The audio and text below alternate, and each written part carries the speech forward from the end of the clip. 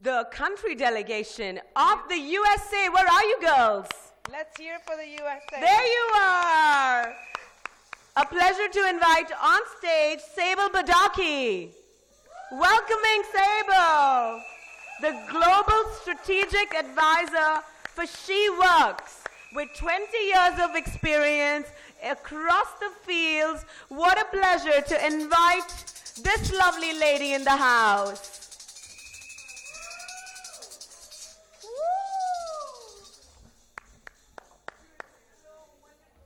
Now she'll be moderating these two other amazing ladies that are going to be coming with us.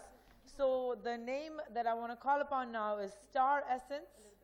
She's the director and founder of Morning Star International USA. If I can have her on stage, please. Star Essence.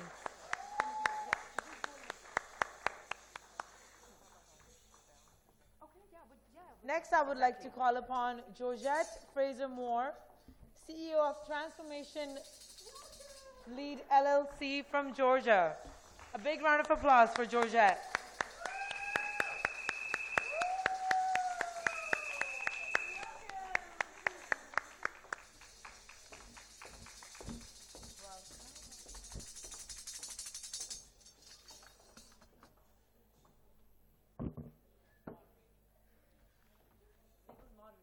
Sable is moderating. We'll have Sable up here in just a moment. In the meantime, it is an absolute pleasure to invite to share her journey and views. Actually, I'm going to hand it to Sable because she's here now. Welcoming Sable once again.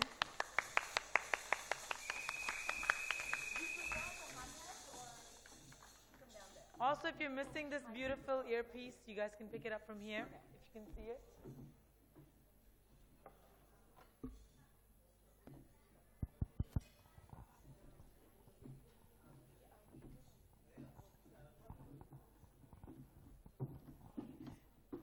Well, we're excited to be here. And I know we have some other Americans out there as well. Well, they say they look like, make you look smarter, so.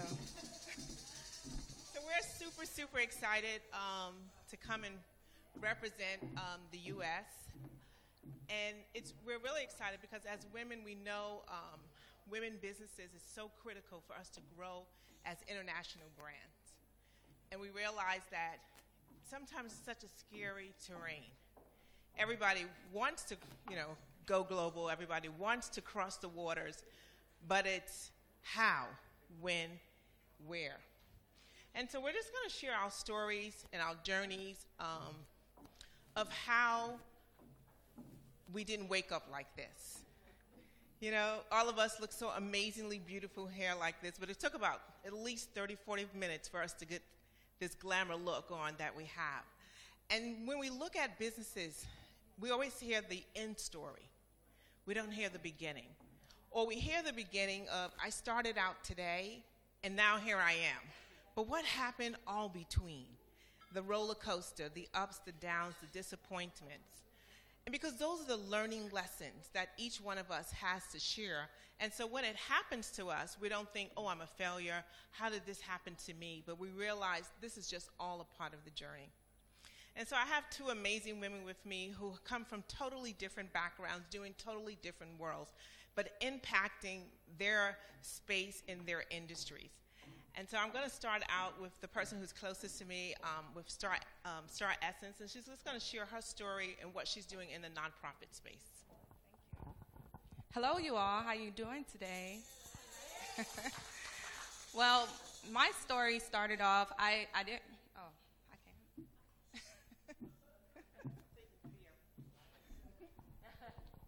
Can you guys hear me? Yeah. Well, it looks better from up here. Well, I pretty much want to tell you guys a little bit about my story. I'm originally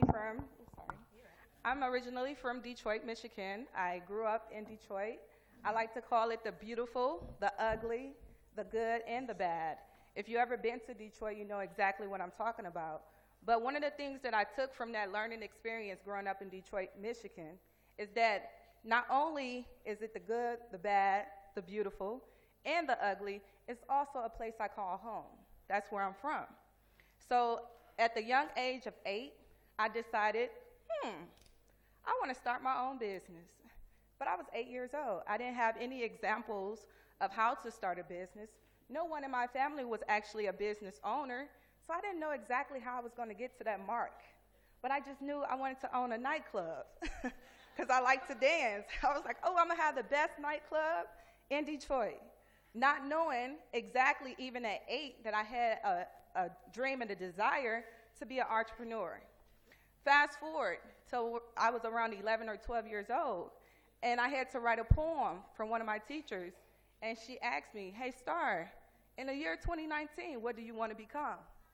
I said, I wanted to be the President of the United States of America. And so I wrote a poem.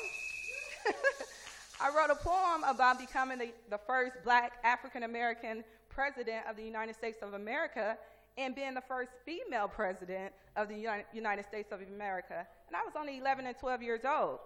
So just imagine that imagination that I had even at that age. Fast forward to when I was 25 years old. After graduating from Tennessee State University in Tennessee, Nashville, Tennessee in America, I actually started having a dream and a vision of helping young people. So I said, okay, God, what are you trying to tell me here now? What is my purpose? What is my calling? And so just like many of you in here today, you have a purpose, you have a calling. You have something that God told you, or your spiritual guide told you that you are supposed to be doing something at this time. That's why we all here today. Well, one of the things that God told me to do is to start a nonprofit to help youth and young adults prepare for college, to also teach them leadership development, entrepreneur skills, and also emphasis on financial understanding. So I started that organization when I was very young, 25 years old.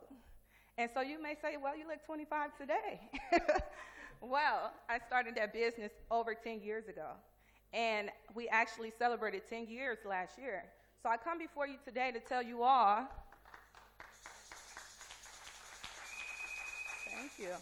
I come before you today to tell you all to follow your dreams, to follow that thing that you have inside of you, to go further and to go after the things that you want in life.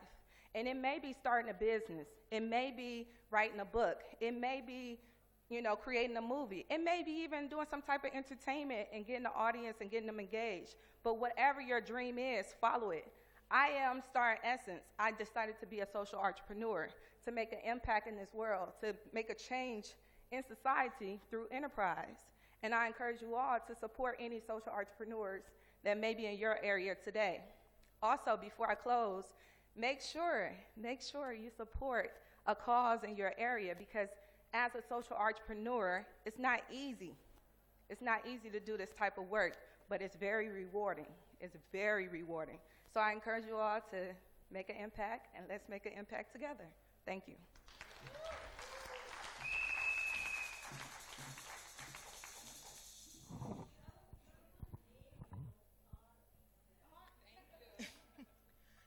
So next, we're going to have Georgette Fraser-Moore, who is rocking the IT industry. And I think for any one of you who know anything about what's happening in the IT industry, most of the time when you sit down at a table in the IT industry, pretty much if you're a woman and if you're an African-American woman, you don't see anyone else at that table that looks like you.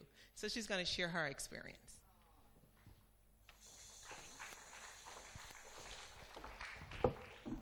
Hello, everyone. Hello. It's so beautiful and wonderful to be here. Thank you for Sable for inviting me. But I also want to thank all of you beautiful women, because I was born on a small island called Jamaica in a wonderful little town called Montego Bay. And I also...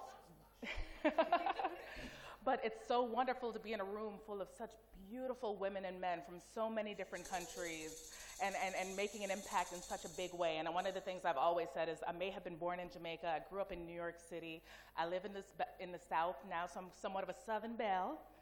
But I'm a citizen of the world, and my religion is love. And it's great to be able to share that with all of you here. I'm going to tell you a little bit about my journey. I'm not a speaker. That's not who I am. I've been a businesswoman my entire career. I've been working since I was 8 years old. But my mom came to the United States with $7 in her pocket and a dream. She thought that the streets of New York were lined with gold, and that if she got here, everything would be fine because there was gold and there was money to be made. And she left her children behind in Jamaica. And not long after, she was able to bring me here. My mom's dream was huge, and it was hard. So growing up, my father, he ended up submitting to drugs, so he ended up leaving us. My mom had to raise all 5 of us by herself. It wasn't easy, but my mom said she had that dream. I'm going to make my life and everyone's life better. Growing up, that was also hard for me because I am a technical mind, logic, but think with both sides. I think left and I think right. I'm an artist, but I'm also a mathematician. It's a really weird combination. But one thing, I would come home with hundreds. I grew up and I was by myself, and I would come home with hundreds. My mom would say 100 isn't enough. I'm like, what? What do you mean? I'm in American schools. The highest you can get is 100. She said, well, is there not extra credit? And I said, well, maybe not. She said, well, you should do so good that they give you extra credit. And I said, well, Mommy, really? Extra credit? She's like, yes. So I would go to school and I would get extra credit, and there would be 5 points, 105, and I'd walk home and I'd be like, Mommy, I got 105. Look how great I did. And she said, 105, that's it? And I said, what? So the way that my mom taught me to live was anything is possible. So even if you think that there's a ceiling, that ceiling is your imagination. They said, the sky is the limit, but if the sky was the limit, why are there footprints on the moon? We can go there. We can go higher than we ever thought we could. In a couple of weeks, so in 3 weeks, I graduate with my doctoral degree in organizational change and leadership, and I've had the opportunity to travel the world. Some of my clients include Delta Airlines, include some of the largest banks in the world. I've helped them build things and create things, but it has never been easy. As I mentioned, my mom was a single mom. My dad submitted to drugs at an early age. I grew up in New York City, in Harlem, of all places. That is really hard and challenging for most people. But I continued to get 100, and 100 even still was never enough. I got my bachelor's degree, I got my master's degree, and at some point I hit the lowest point in my career. I lost everything. I lost my job, I lost my family, I lost my everything. And I wouldn't stop. I said, okay, the sky's not the limit. I'm going to keep on pushing. I'm going to build this. I'm going to make it better. I'm going to make it bigger. And I'm going to never, ever say that this is enough. And when I was finishing my master's degree, I found out I had a brain tumor. And I said, okay, well, not going to stop me. Let's take this tumor out, throw it in the garbage, and keep on going. So we went ahead, threw the tumor out, threw it in the garbage, kept on going. I said, you know what? Next year, I'm going to start my own company, and I'm going to make it at a minimum of 6 figures. In the United States, $100,000 is what most people wish for. And in that time, I told my husband, I said, I'm going to make 6 figures next year. He's like, how? I said, I don't know. God's going to figure it out. And the next year, I surpassed my goal, starting my own company.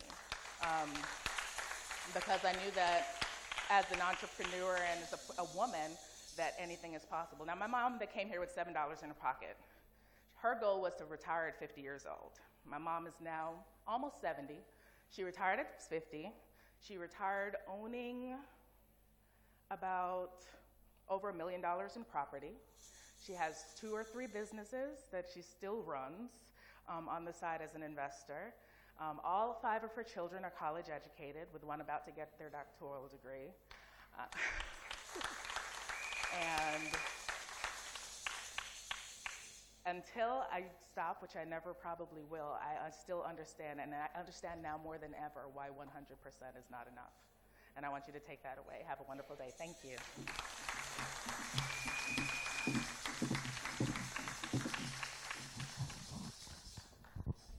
So before we go, I want to leave these 3 things with everyone. Why it's so important for us as women to think big. If we really look at what's happening, we know, we keep hearing the numbers, right? And one thing I want to really say to Dr. Harbin is thanks so much for inviting men. Because for so many times as women, we talk to ourselves. We sit in these rooms and we're talking to ourselves. We telling the numbers. 63% is how much we get paid of salaries. That there's only 1% of women who are in CEO positions. We know all the numbers, but it's so great for us to talk with other people, to men, and let them hear what's going on, and let us hear what's going on for them as well. And so these three things I want to say to us women: we need to think bigger, and we need to think global. And if your business is profitable in the country, in the region where you are, then it's a good chance it'll be profitable in another country, in another region. Don't wait for your neighbor to go global before you do. You go global now. And if no one around you is thinking about international business, change your circle, change your friends, and find people who are going to think that way. And when you're building that business, it's not about just you. It's about leaving a legacy. And not a legacy necessarily for your children and your children's children, but a legacy in the world. When you're long gone, can someone say your name and they remember something good about you? Something that you left behind that will make a mark. And it doesn't have to always be this feel-good thing because it, touch humanity, and we think of sometimes nonprofits. But did you make the best outfits that everybody wanted to design for you and be in your design house? Did you make cocoa that was so amazing that we're still drinking your coffee long after you're gone? That place is a place for all of us. Thank you so much, this beautiful panel, for the amazing inspiration. And I know you're looking through some very special glasses into the world. It looks so much better with your voice and vision, and highlights matching your sunglass frames. Awesome, awesome. I request Dr. Harbeen Arora to give away the awards. I also request Sable to join Harbeen Arora in giving away the awards. Star Essence, Exceptional Woman of Excellence. Star Essence.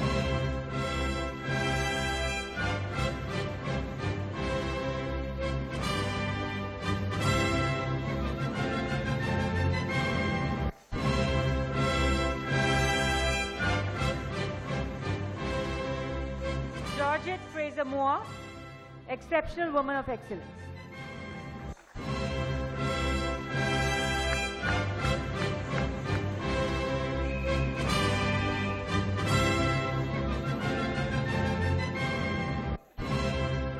Ladies, please come together for a photograph.